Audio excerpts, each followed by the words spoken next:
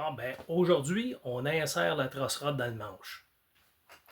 Pour ça, j'ai besoin d'un côté qui est complètement plat. Fait qu'on va le raboter un petit peu.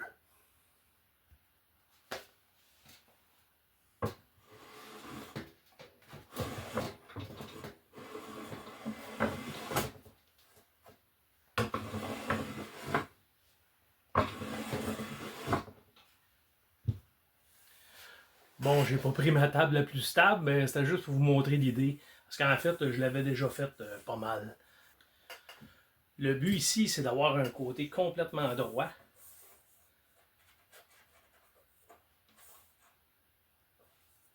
C'est bon. Pour pouvoir faire une ligne qui est parallèle avec ce côté-là, pour pouvoir venir insérer dans le centre de notre manche la trosse rod. Fait que là, ce que j'ai fait, j'ai refait une ligne au centre, mais en fait, je me suis fié à mon patron. Parce que, comme on peut voir, là, avec les têtes de style Fender, la ligne de centre est déportée d'environ 3 mm vers le haut. Parce que la boule ici, là, ben, est un petit peu plus large que le reste du patron. Fait que l'important, c'est que la ligne soit parallèle avec le côté plat que vous avez fait. Bon, fait que là, ce qu'on va faire, c'est qu'on va venir dessiner la trosse rod. Là, ici, on peut voir là, que j'ai dessiné la fin du manche.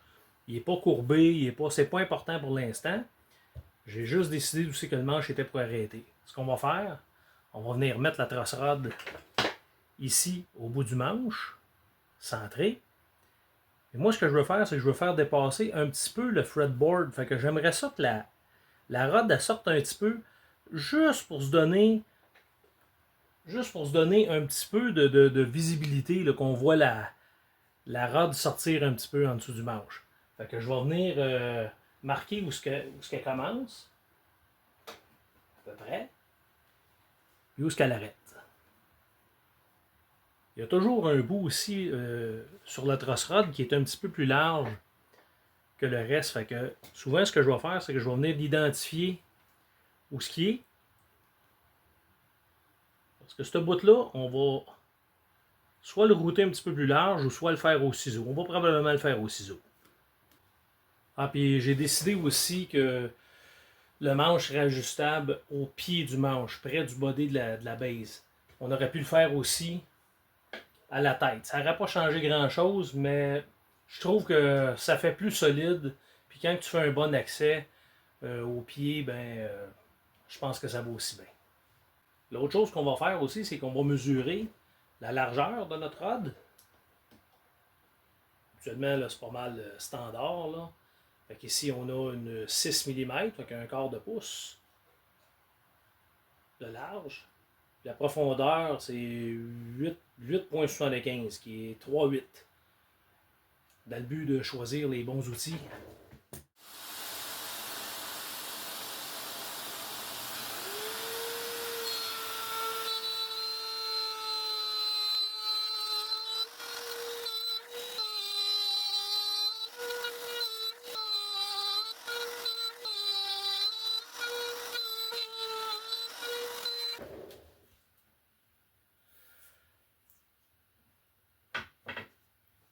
Fait que là, on peut voir que la trosse rod est flush avec le board. Fait que je suis allé tranquillement, j'ai enlevé un poil à la fois.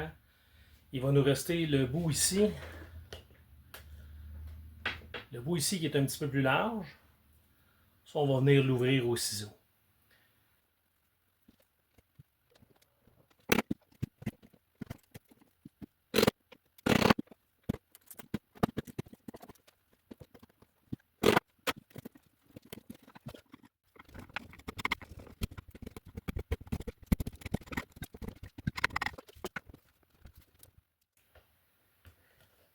On continue la prochaine étape, mais je sais plus c'est quoi. Je sais plus je suis rendu où dans mes vidéos.